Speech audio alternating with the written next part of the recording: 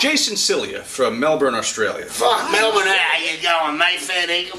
I am no fan of Vanilla Ice, but the PG-13 gimmick was great.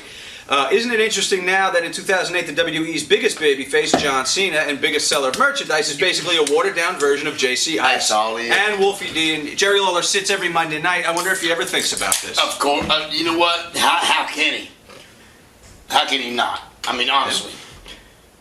I can show you tapes of Wolfie D pumping them fucking tennis shoes long before there was pumps on them. They ain't no bullshit. In Louisville Gardens, see, I was smart. Because then when I grew up, like my dad and Lawler and all them, see, this is what I was talking to them other guys about. In the old days, wrestling was wrestling. We'd take 4 weeks on a master tape, then we'd tape over it. Oh, yeah.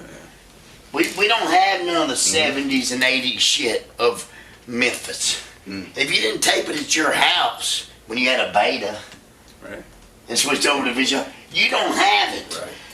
And that's what makes it so fucking unique, because when they shaved my mom's head in 1979, they didn't film that. Right. Why would they? Yeah, I know. 16,813 people.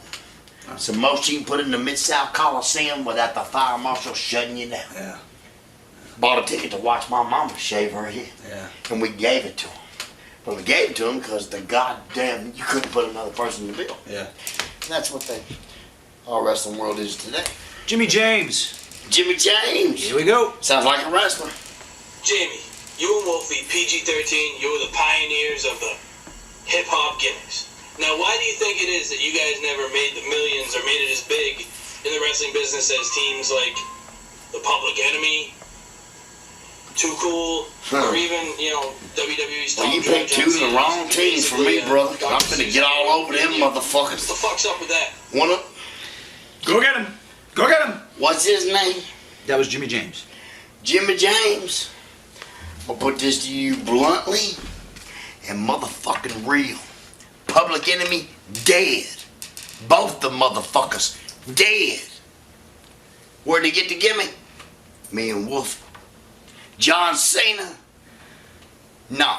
I knew the motherfucker when he worked for OVW and wrestled as Nitron or some other bullshit. Vince McMahon said, take this gimmick.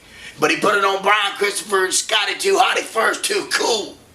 Ain't nothing but motherfucking, the hip-hop drop, that was ours. We made that from the motherfucking get-go. But it don't matter. It don't matter at all. Because every one of them motherfuckers, if they ain't dug 6 foot under, they're still below me, man. Because every one of them motherfuckers ain't no better than me today. So the answer to your question is, so what? So motherfucking what? It all meant nothing. Works for me. Scott from Pennsylvania. What did Wolfie D say after your shoot interview? He didn't seem too happy with you being so honest. He told me before the shoot interview, Jamie, I got a daughter and I got a wife. I said, I got a bunch of them. I've been up 2 days doing that shit party. High spots came down to one spot. Wolfie was going to Florida with his family. They left the family in the lobby. We filmed it in the room, and I told him whatever happens, happens. I'm giving you this amount of money. Take your money and pay for your whole Florida trip. Nigga, just sit there and shut up. I'll take care of this. Yeah. Like, does the world really think that me and Wolfie D ain't me and Wolfie D? Fucking 20 years later? Shut up, Wolfie D. Let me take care of all this. Because on the next one, I'm going to let you talk. Because there'll be a next one. I'm a businessman. And Wolfie D, you know what he said? Thanks for paying for my Florida vacation. Right. I love you, my brother. Business. Brad Dykins, onlineworldofwrestling.com. When was the last time you and Wolfie D teamed together? Is there heat? Why don't you still wrestle as a tag team on the indies? Because Wolfie D told Jeff Jarrett to go fuck himself. To guarantee Wolfie D, just say, I don't know. Don't quote me. Guarantee Wolfie 60 dates in a year, okay? TNA gives him 13. Because Brian Lee's out doing arm dope, fucking off all the time, not showing up. It's not Wolfie's fault. Still guaranteed Wolfie 60 dates. Wolfie calls me and says, what I do? I said, he called Jeff Jarrett and said, give me my motherfucking money. My contract's up. You owe me 27 dates at fucking $400 a date. That equals $10,000. Give me my goddamn money. Right. He did that.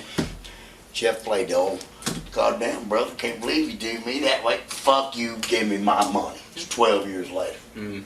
Jeff was the one that I booked in a little outlaw town that saw me and Wolfie and said, damn, show this to my dad. I can't take that from him, but fuck him. It's 12 years later. Paid Wolfie his money, so Wolfie just quit. He came back on, actually 4 weeks ago. Me and Bullpain were doing an angle for Mitch Ryder's company, XCW. I'm the world champ. They get the juice on me.